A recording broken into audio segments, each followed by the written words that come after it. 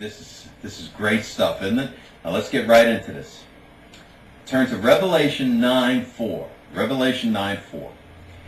And it was said to them that they should not injure the grass of the earth, nor any green thing, nor any tree, but should injure the men who have not the seal of God on their foreheads.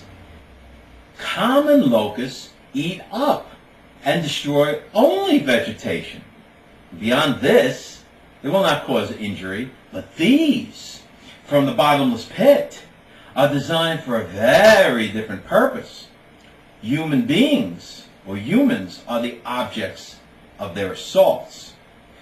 Though released from the pit, they cannot go beyond the power given to them. Given to them. And we learn that from our first and second sections, who is given the power, but the power is coming from the throne. All right. A similar limitation is seen in Ezekiel 9:4-6. Let's go there. Ezekiel 9:4-6. See what it says.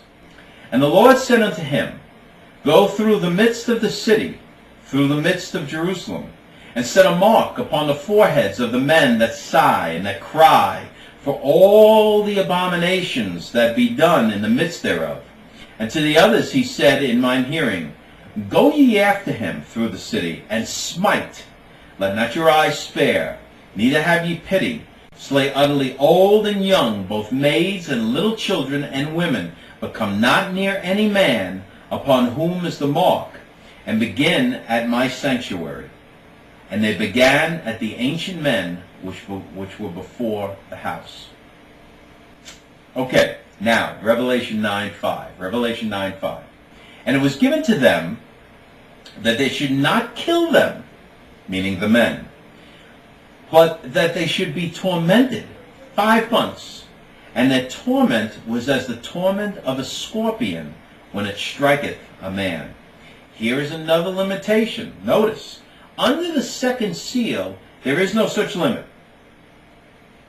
Realize that torment also applies in a special manner to demons.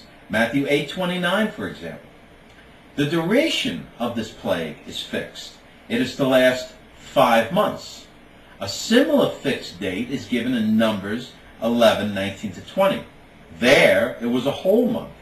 Then in 2 Samuel 24:13, we have 7 years, 3 months, and 3 days as the fixed limit of certain judgments. These periods are always taken literally, and so should this. Also, take note the time limit of these infernal locusts corresponds with that of ordinary locusts, which is 5 months, from May to September. I thought that was very interesting. And now Revelation 9:6. Revelation 9:6. And in those days shall men seek death, and shall in no wise find it, and shall desire to die, and death fleeth from them. In those days refers to the period of 5 months mentioned in the previous verse. But notice, the result of the plague is not the producing of repentance, but only a desire of death. A similar state of things is foretold in Jeremiah 8:3. Let's go to Jeremiah 8:3. Here's what we read. Death shall be chosen rather than life by all the residue that remains of this evil family. Now how this desire is to be thwarted, we are not told. It may be part of the result of the torment.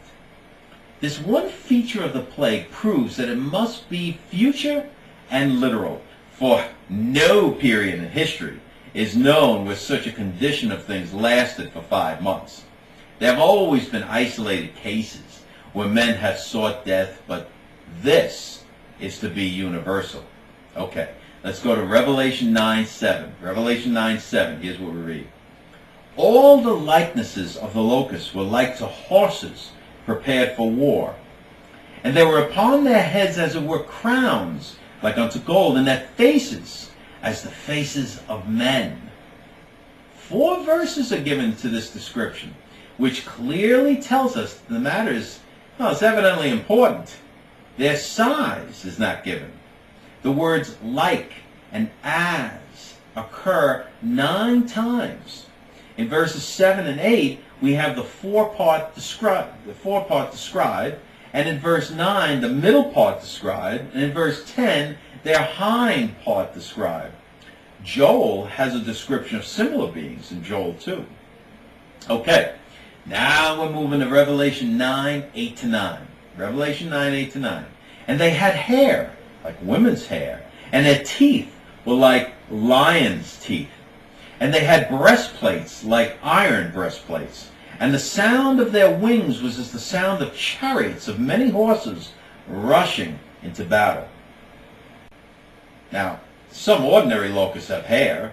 Jeremiah 51:27 speaks of locusts bristling with hair. And Joel 1:6 has 2 references to the lion's teeth. Just interesting side notes. All right, verse 10, Revelation 9:10. And they have tails like scorpions, and stings were in their tails, and their power or license is to injure men 5 months. Here is developed what was only alluded to in Revelation 9:5. This discloses their origin from the bottomless pit. The action commenced in Revelation 9:5 is suspended so that their description might be completed here in Revelation 9:11, where we read, and they have over them a king, the angel of the abyss, whose name in Hebrew is Abaddon, and in the Greek he hath his name Apollyon. It is a special characteristic of ordinary earth-born locusts that they have no king, as we saw previously in Proverbs 30:27. But these awful beings from the abyss have a king. There is no reason to say this king is Satan, because his special name is given as well to make sure you know it. The wild beast is twice described as coming up out of the bottomless pit in Revelation 9:7, and then again in Revelation 17:8. The name is evidently important, as it is given in 2 languages.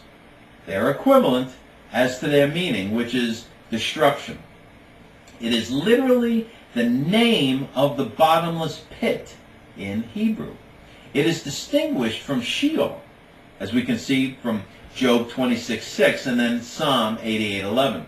The name of the pit is given to the angel of the pit by the figure of speech metonymy and means destroyer.